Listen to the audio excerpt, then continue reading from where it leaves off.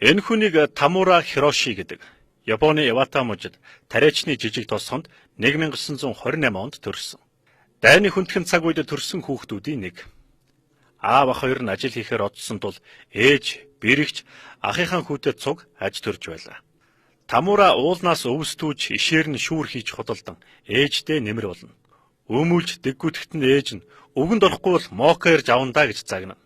Моко гэд байгаа нь Монгол гэсэн үг л дээ. Хүү өссөөр 14 нас хүрэхэд дэлхийд дайны гал дүрлэлсэн 1942 он гарч байлаа.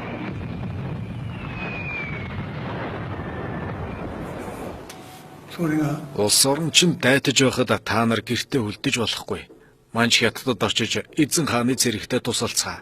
Тариа ногоо ургуулж ар гэртээ ч нэмэр болцгоо гэж багш нар байнга ухуулдаг байв. Японы уламжлалаар айлын том хүүхэд гал голомтоо сахиж бусд нь өөр өөрсдийн зам мөрийг хайн олох ёстой.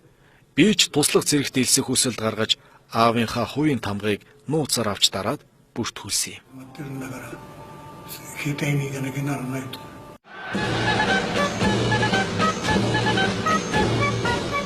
Тэд мужаасаа 333 мортохт нь хөгжмөнтэй, цэцэгтэй, баярын үгстэй үджээ. Анх удаа галт тэргээр аялахын хүртэл бөөн баяр хөөр. Харин эхчүүд, эмэгтэйчүүд юунд усан нүдэлцгээснийг хүүхдүүд сайн ойлгосонгүй. Өсвөр насны хөвгүүдээс бүрдсэн туслах цэргийн анги Манжуурын Харбин хотын орчмонд 1942 оны 5 дугаар сард ирж байрлалаа. Тариа ногоо ургуулж гид цадгалан амьдрах хүсэл нь хий хоосон зүйл боллоо. Цэргийн сувилагч холбоочны дадлага сургууль хийсээр 3 жил өнгөрөв. 1945 оны 8 дугаар сарын 15-ны шөнө Тамура өгөнд орохгүй бол монголчууд ирж авандаа гэж хэлээд инэвхийлэн хөлсөн арчих ээжийг нь зүйдлэн унтаж байлаа.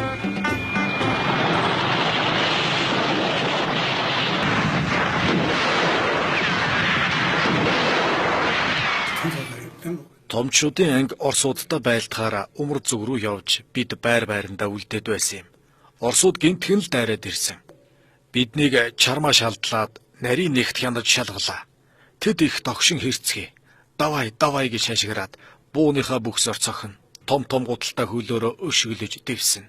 Олдсны өдрүүд ингэж илээ хэлсэн. Давай.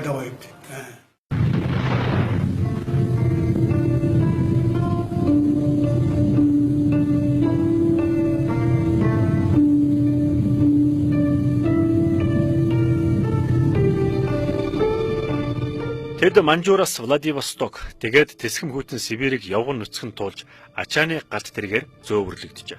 Замдаа осгож, өлсөж хорогдсоор байлаа. Зам дээр үлдсэн нөхдөө босгох тэнхэл үлдээгүй. Сибирт хасах 50 хин хүрч байсан байх.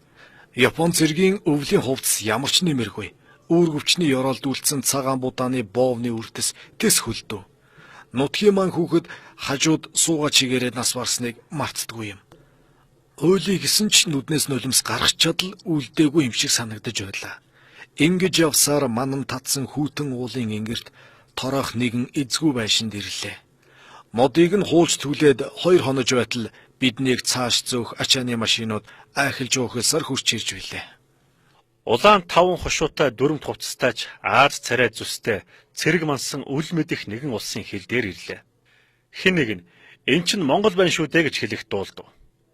Мөнөх Моко хэмэх монголчуудын орон.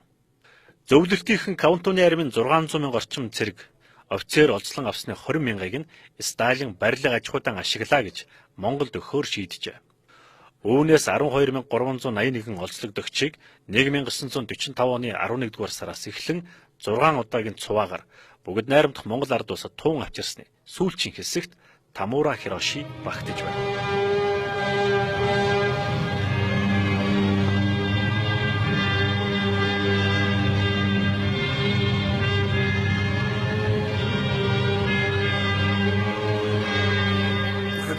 Бидний 600 орчим хүнийг нэг том нүхэн герт оруулсан юм. Хүүтэн нүх 2 хоногийн дараа гэхэд олон хүний амьсгаанд бүлээсэн гисэж билээ. Идэж уух юу ч үгүй өлбөрч байлаа. Гэнэтхэн л бүгдээрээ хүнжлээ аваад гарч иргэж тушаалаа. Хээрийн галтгоонд хоньны дотор мах хайсан будаатай шөл хідэн цаг буцалгаад хүн бүрт нэг аяхыг өглөө. Монгол хонины эз үнэхээр амттай. Тэр сайхан амт одоо хүртэл үе амтагдах шиг болдох юм да. Бид хоолндоо цас нэмж ариун болгоод ганц нэг тааралдах дотор өөх махнаас аманда удаан зажилж аяга төлөөтөл долооцоож билээ. Өнөөдөр танаа цагаан сар учраас та нарт махта хоол өгч байна гэж Монгол дарга хэлсэн. Олзныхны хэрэглэх хүнс хувцас хийх ажил орон байрны хэм хэмжээг тогтоо мөрдүүлж байсан ч малын түүхийд хямдхан нийлүүлж ганцхан зөвлөлттэй худалдаа хийдэг дайны дараах монголчууд өөрсдөө наад захын хэрэглээний хомсдолтой аж төрж байв. Огтор нэхийдэл эсхий гутал тавьж олгож байсан ч байр сав цөөхөн хоол хүнс хомс байжээ. Япончуудын дунд цусан суулга, тураалд орох, бөөсөнд баригдах, сүрье зэрэг өвчин дэлгэрч байлаа. Монголчууд ширхэг тамхи, ааруул хурууд сэмхэн өгөх, харуулсан ч үзээгүй мэт дүрсгэх, жанчид зодохгүй зэргээр Оросуудаас тэсвэр байсныг Япончууд гэрчлэн хэлдэг билээ. Монголд олзонд байсан Япончууд хожим нь хоёр улсын хооронд харилцаа тогтоох, дайны төлбөр өгөх талаар санал санаачлаг гаргаж байсан. Хатуу цагт хүний ёсоо умартаагүй өвөг дээдсийн сайн үл, сайн үр болон үлдсэн билээ. Өдөрт ганц удаа усан шүлтөө өглөө оройд нэмгэн зүсэм талах өгдөг байсан юм. Заримдаа усан шөлөө ч өгөхгүй, нэг биш хоноо. Өсөж даарахын дээр гидс гүйлгсээр удаж хөлөө даахгүй сүлдсэн. Гидсэн өвдсөөр нас барах нь цөөн биш байсан юм. Олзны 12,000 гаруй цэрэг офицероос 1613 хүн Монголд ясаан тавьсан юм. Тэдний чандрыг нутагт нь буцааж самураан ёс уламжлалын дагуу сүнс нь эх орондоо үрд амьдрал нь тайвшрах хүртэл бүхэл бүтэн 160 өнгөрөх болно. 1946 оны хавар би Борнуурт ногоо тарих ажилдаа хуваарлагдлаа. Тэр үед өхөр чулуутын аж ахуй гэж нэрлэж байсан санагдана. Тариа ногоонд дадлахтаа 50 хүн сонгох ажлыг хариуцж байсан олзны офицерт би хэрвээ намайг авч явахгүй бол чамайг алаад дараа нь амиа хорлно шүү гэж орилж байсан юм. Ингэж байж л би очив. Тариа ногоотой газарт идэх юм олдох нь арай илүү байх гэж бодсон хэрэг л дээ. Японы олзныхын нарийн мэрэгчсэн ажилчид тэр үеийн Монголд нэн ховор, инженер, токерчин, жолооч, мужаан, барилгачид, тариачид байлаа. Тэднийг 13 лагерт хуваарлан, олзны хэрэглэх газар байгуулан, харуулын цэргээр харгалзуулан суулгажээ. Тоосго, мод бэлтгэх, оёх шидэх, барилга барих, ногоо тарих, машин засварлах зэрэг ажилд Япончуудыг дайчилсан байна. Японы олзлогдогсод төрийн ордон, гадаад хэргийн яам, Монгол Улсын их сургууль, Дөөрийн театр, Элдв Бочрын нэрэмжит кино театр зэрэг олон гаруй барилга байшин босголдсон билээ.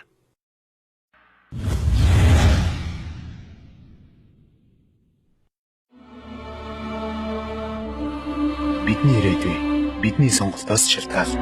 Монфреш компани сүнс сэтгэл гэгээн үлсийн аян эхэллээ. Хэрэглэгч таны худалдан авсан сүүшгэл тутмаас 50 төгрөг архитектийн эсрэг үйлсд зарцуулагдах болно. Арх биш, сүү үргэж амьдарцгаая. Монфреш.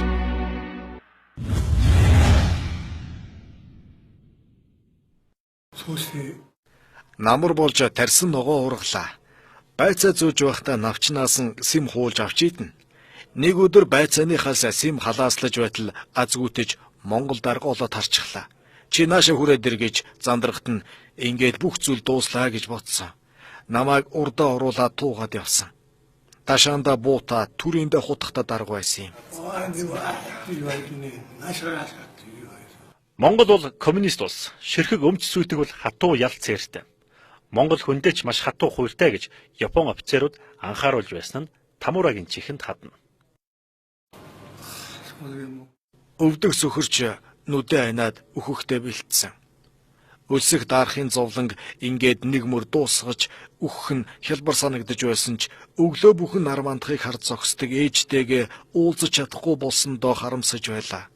Би 17 настай байсан. Буу дуугарсангүй. Сөхөрн суусан Тамурагийн мөрөн дээрээс зөөлхөн угзарлаа. Монгол даргын бахим ширүүн гар огт биш. Ухаан санаа орж гарan босч эргээ тартал өндөр нуруутай, өдөн цагаан малгайтай, 20 гаруй насны залуухан монгол эмэгтэй инэв хилэн зогсож байлаа. Өврөөсөө гамбир гаргаад ид гэж гар сунгалаа.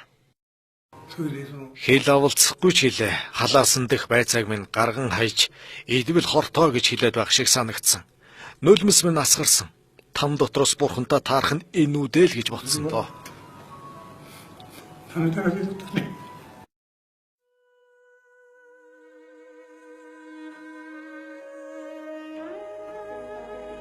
Харь оронд өлсөж ядарсан хүүд бурхан мутраа дэлгэн ирэх шиг уулцсан тэр бүсгүй Монгол даргын ихнэр нь аж.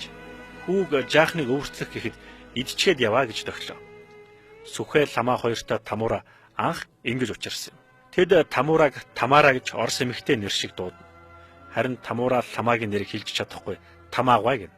Монголын анхны нисгэгчдийн нэг Сүхэ нь Маршал Жобелсонгийн зурагч Бөмбөр театрт найруулагч зэрэг сонин содон алба хашиж явсан дэгжин цэвэрхэн ир байж.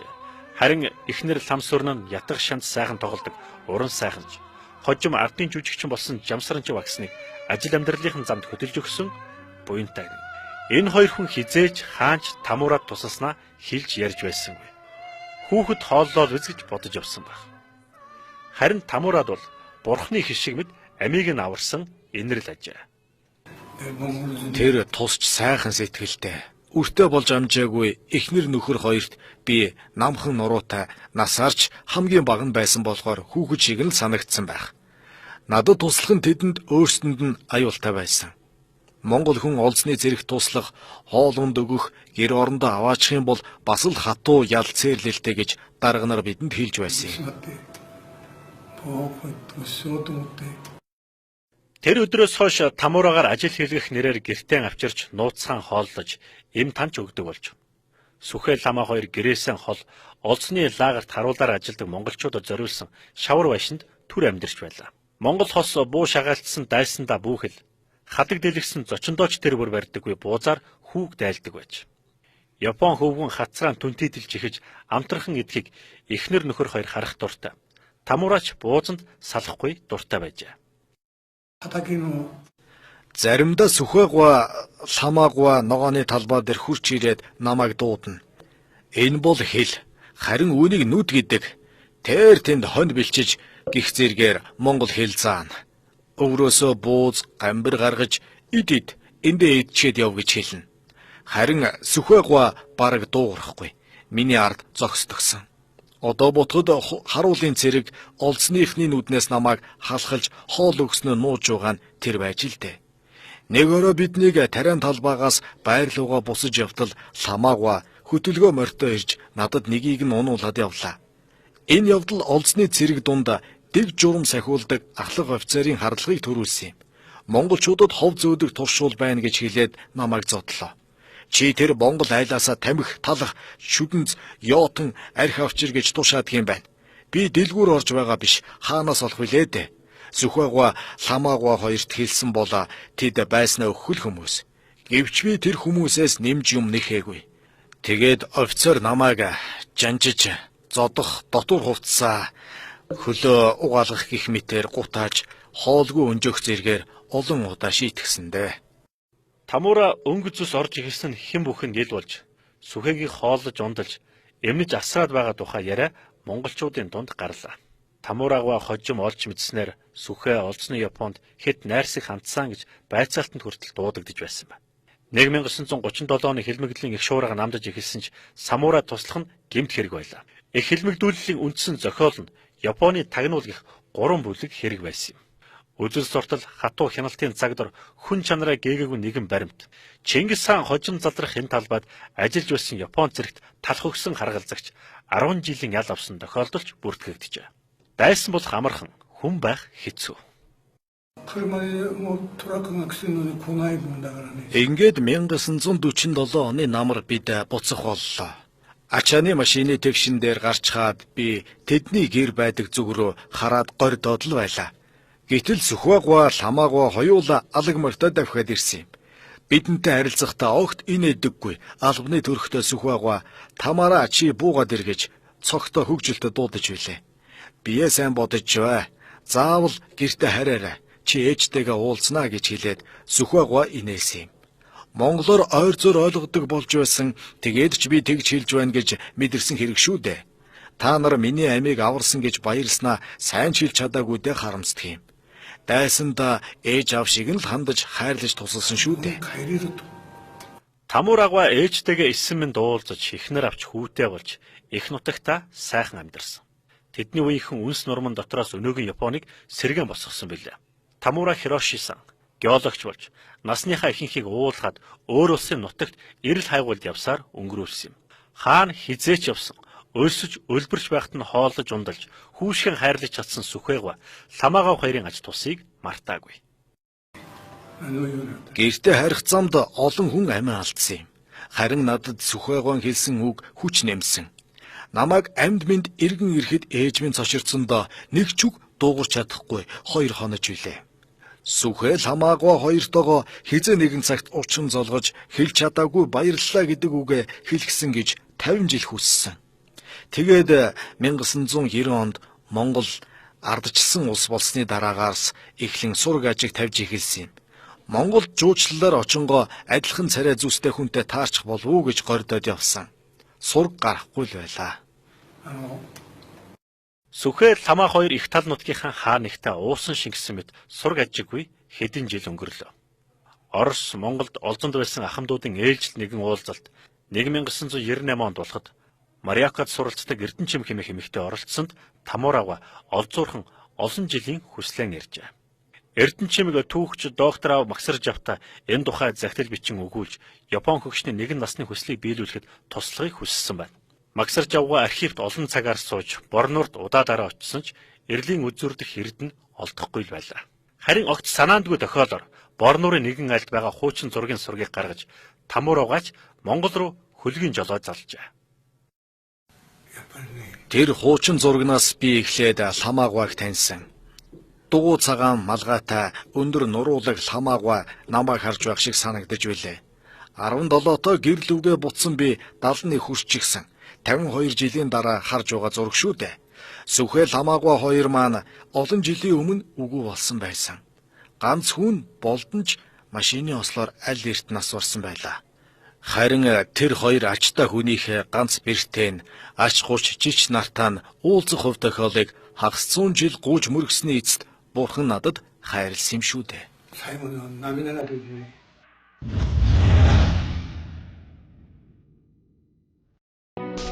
Энэ бол бидний ирээдүй. Бидний сонголтоос шалтгаал. Монфиш компани сүн сэтгэл гэгэн үсийн аян эхэллээ. Хэрэглэгч таны хөдөлгөөн авсан сүүшгэл татвараас 54 аягталтын эсрэг үүсэлд зарцуулагдах болно. Арх биш сүүргэж амьдарцгаая.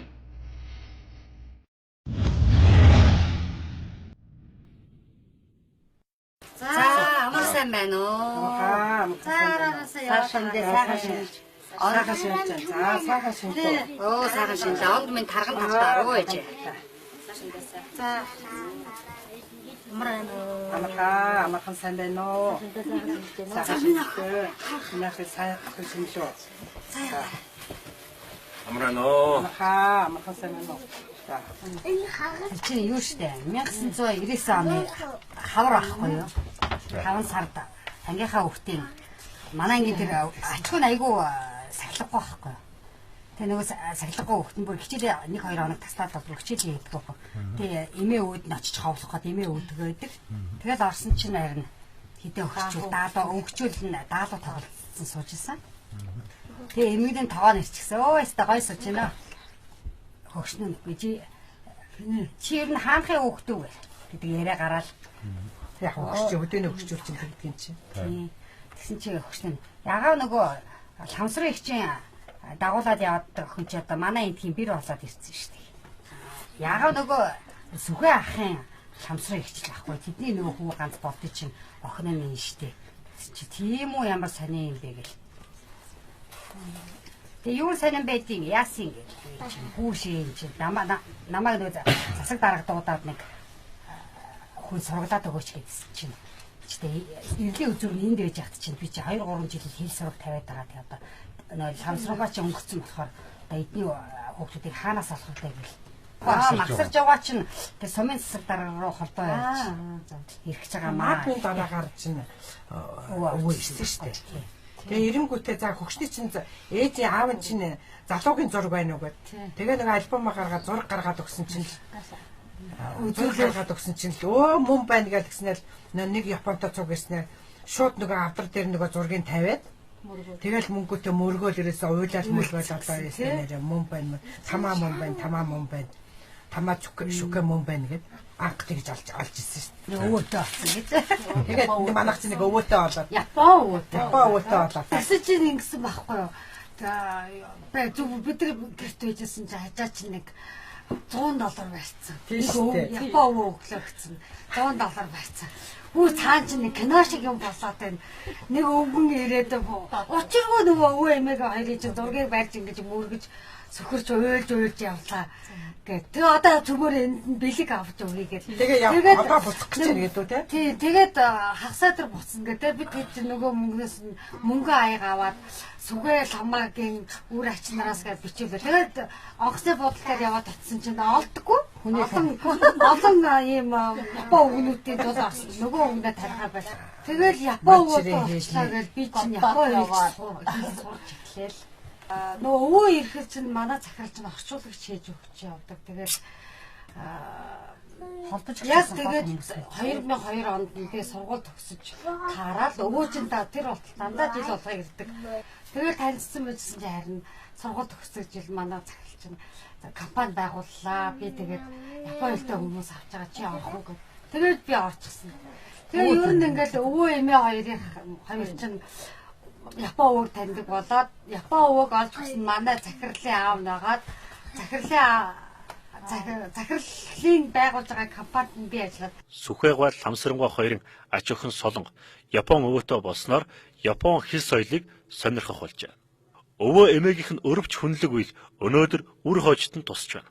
Тамуур агван хагас 100 жилийн эрс сурлыг аавтайгаан хоёул бүтээж өгсөн Эрдэнэжим захирлын компанид Солонго ажиллаж байна. Яг ер нь бол манай хадам аав ээж идэр чинь их нөхөрсө хүнд тусч ер нь тиймэрхүү хүн байсан л да. Тэгээд нэлээ оройт гэж хүүхдтэй болсон. Тэгэл тэр хооронд чинь айлын хүүхдүүдийг одоо зарим айлын хүүхдүүд чинь манай аав ээж хоёр чинь нөгөө гэртээ байлгаад өсгөөл одоо тусал дэмждэг айлын нэг одоо ядарсан айлын хүүхдүүдийг тусад нь гаргадаг. Тэгээ сүлд нь өөртөө хүүхдтэй болсон. Тэгээ тийм зан чанар нь л манай одоо өвгдээцд бол байсан байгаа байхгүй юу? Одоо аав ээж минь одоо тэр одоо өвгөө хүмүүс сайхан сэтгэлийн үр шимийг одоо бид нар л одоо үр хүүхдүүд нь одоо үр хүүхдүүдийнх нь хүүхдүүд одоо үр шимийг хүртэл явж байгаа байхгүй юу? Манай хүүхдүүд ч өвөөгүй аавгүй тэр усуудч одоо гэмт өвөөтэй болоод Япон өвөөтэй бүр тэгээ улсууч бүр их гайхдаг шүү дээ манайх чинь. Юу яхаараа танах ч одоо юм Япон үгэнтэй холбогдчих юм бэ юу яасаггүй энэ ч гэсэн нэр үлгэр ламх шиг юм байхгүй юу. Ерөөсөө яхаагүй яг нэр үлгэр өөртөө нэг нь Монгол хэл мэдэхгүй. Тэгээд тэр чинь дахиад цагаагаар тэгээд дахиад цагаагаар их сайн ойлгуулсан байгаа юм тий. Тэгээ энийг идэж болохгүй ингээ гидчний юм болно эдэргээ зааж өгчихсэн гэж нэг байцаа идэхлээ зэрэг. Тэгээд гидч юм болно болохгүй эдэргээ зааж өгсөн. Тэгээ нөгөө тэгээд энийг нутагт чинь хариулна гэдгийг ойлгуулсан байгаа. Тэгэхгүй бол өвхөж болохгүй тийм муу юм мэдэж болохгүй эдэргээ их сайн ойлгуулсан байгаа. Тэрийг бас өвөө бас ойлгоод ерөөсөө нутагтаа буцна гэсэн юм итгэлийг л тэр өвөө эмээ хоёроос их авцгаа. Бидний мэдхгүй тийм насны тийм юмнуудыг манай Япон өвөө бидэд ярьж өгöd байгаа байхгүй. Манай өвөө нь Япон өвөө ч тэгжсэн, аав ч тэгжсэн, эмээ ч тэгжсэн гэх. Тэр нь аяга гоё. Тэр чинь бид нар өдөөсөө бид ээж аав идэж ерөөсөө хэлээгүй шүү. Тийм Япон өвөө тусчсан байжсэн гэх. Ер нь манайхан чинь хамгийн гоё төсөлтөө ярьдгүй шүү дээ. Амьд байсан бол бүр илүү бас гоё. Одоо эмээ өвгийнхөө бүр одоо нас ороод айгүй одоо 20 эдэн жил болсны дараа эмээ өвг юм тусалж исэн аав өвдөрчихсөн тий. Бид нар чинь марг 30 гачаад ингээ явж байгаа хат. Эмээ өвгийн маань тус хүнд тусалж исэн тус тэр хүнийг хайрлаж исэн хүн ёсоор үзэж исэн тэр зүйлийн тухай одоо хин нэгэн одоо хинч мэдхгүй тийм түүхийг 50-60 жил дотроо хадгалчаад тэрийг одоо арчил энэ төр сэргэж байгаа тэр сайхан цагийг хүлээж тэрийг ярихын тулд тэрийг хүлээхийн тулд тэр хүний үр удмыг олохынсан гэж те ингэж бодож байгаа тэр хүний тамуураа өвгийн бас айгуу сэтгэл нь айгуу ах байгаа байхгүй тэрийг мартахгүй байна гэж 50 жилийн дараа буцаж 54 жилийн дараа буцаж 54 жилийн дараа 54 жилийн дараа уухгүй хайсан байгаа. бодоол гэдэг тий. Олсон нь болохоор бүр бас тий одоо 14 жил бас ингээд өв хөлтөдтэй хамт бас өвөө шиг ингээд тий бид нарын өвөө шиг. Зүгээр тухайн үед одоо өвөө эмээ хоёроос зүгээр нөгөө хүн тусалдаг зангараад тэр компьютерээс сайдэр зүгээр байдаг юм гэж бодчихсан. Тэр тусан болохоор Япон өвөд бол бүр айгүй их юм байгаа юм байна. Өөрийнхөө өвөө эмээг хараагүй сайн хараагаа мөртлөө Тэр хүнээс л мэдж авч байгаа. Өвөөс бараг өвөө эмээгийнхээ тухай мэдэж авах. Өвөө эмээгээс манай илүү бас азтай байхгүй манай Япон өвч өөр од байна. Арчцыг нь үзэн гэж бас азтай. Тэр зам болго ирээд салхинд гараад явна тэр Монгол хоол идэв. Өвөөг ирэхээр манай гэр бүлийн зугаалга аягаад байдаг шүү дээ. Өвөөг ирэхээр шүү гэл. Нөгөө шавлын олцоод тий. Тэгээ бид нөгөө өвөөг оршуулахад нь энд байгаа хүмүүс нэг ч яваагүй. Тэгэл өвөө Япон өвөө гарч ирэл бид нар чинь нөгөө өвөө минь хаана байгаагүй лээ. Тэгэл хайгаал. Тэгээд өвөөг авахаас ярьдаг болсон. Өвөөдөө бид нар бас хамт очиж байгаа юм шүү дээ. Бас л их өвөг эцэг өвөө чинь аюу тий. Нөгөө зэгсэл ингээл салгалаа өөрөхгүй ингээл биеийн салгалаа. аймаар чичгээл. Өнөөдөр тэр үеийн бодод уйлаа. Тэгээ нөгөө пираныг авч байгаа тий. Өвөө чинь нөгөө манай өвөө эмээ хоёр их пираныг өгдөг. Тэгээ тухайн үед байсан боо цагаан пираныг байсан өгөн пираныг байсан юм шиг байна. Тэгээ тэрийг бүр айгуу өөрөө идэх гэж байгаа юм шиг захиад хана бүр хайж хамгийн зөвлөхний навид ирсэн чинь нөгөө манай өвөөгийн газар дээр нь тавиад тэгэл мөргөж сунаж уйлаа. Тамура Хирошига монгол хүн тааруул туслах дуртай. Тэдний нэг нь Мариакад их сургуульд төгссөн Баттуул. Мэргэжлийн сумогийн 70 их аварга Харма Фужи Бямбад оржийн ихнэр. Тийм ч учраас өндөр настай Япон өвөө их аваргын нэжгэр хормонд ирж оролцсноо жирийн Ахмад хүн тохиолсон их хувь заяа гэж боддог.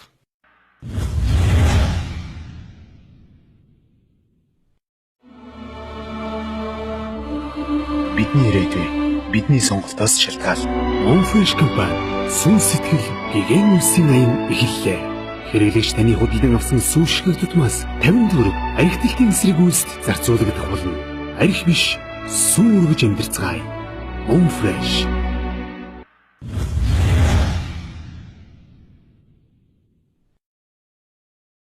Монгол улсаас Япон улсад суугаа элчин сайд Хүрэлбаатар, энэ нэвтрүүлгийн гол баатар Тамура Хирошига олон жилийн анд нөхөр. Бидэнд анх энэ түүхийг хэлж өгсөн хүн.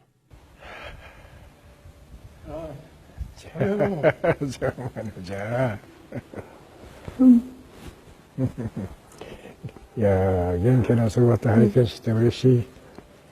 元気ですね。どうもありがとう。 Асрамжийн газарт байгаа хөгшин намайг Монголын элчин сайд зорж ирдэг нь ч надад анд нөхрийн чин сэтгэл хүний ёсоор ханддаг нь Монгол улс надтай уулзаж байна гэсэн үг хэмээн Тамурага талархан ярина. Асрамжийн газрын ахмадууд Тамура Хирошигаг Монгол өвгөөн гэж нэрлэнэ. Монгол дээлтэй, эсхий шаахатай, жанжин малгайтай Мариако хотын Монгол өвөөгийн өрөө энэ байна. Амьдралын сонин агшин, эгзэг тохиолбор монголчуудтай хамт өнгөрсөн. Наритагийн онгоцны буудлын ариун цэврийн өрөөнд ухаан алдан унахт нь тэр олон дотроос монгол хүн анхлан таарч тусламж дуудсан.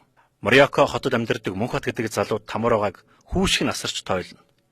Мөнхбатын эхнэр Мишелийг бэрээ гэж, Монголын бяцхан иргэн манлайг ач хүүгээ гэж бодно. Монголын элчин сайдыг яваатад ирснийг тохиолдуулан Тамурагаан танилуд мод тарихаас өгсүүлээд Монголд тусалдаг хүмүүс. Мөнхбатын ажилдаг компани захирал нарын санаачилгаар Мариако дахь Монголын анд нөхдийн нийгэмлэгийг үүсгэн байгуулсан юм. Би хойд насандаа Монгол хүн болж төрхийг хүснэ. Сүхэ ламаа нар шиг Монгол айлд Монголын тал нутагт хүн болж төрөх хүслийг минь Бурхан багш сонссон гэдэгт итгэж байна.